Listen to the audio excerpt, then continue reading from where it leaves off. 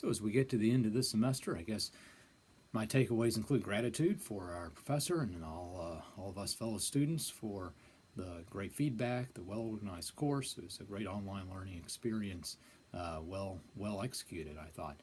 But I also reflected some on some of the discomfort that I experienced as a teacher myself, used to preparing for class, certainly, but used to operating out of implicit and tacit knowledge of much of what has to go on and what needs to happen in the classroom.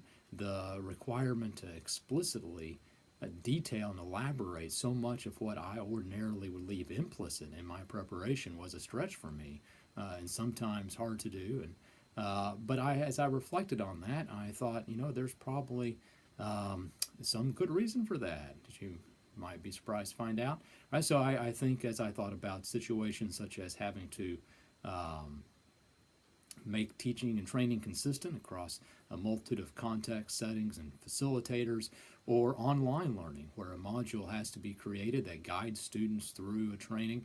As I thought about that, I thought, if we're going to sit down to do that, I would probably need to make it detailed and elaborate as we did.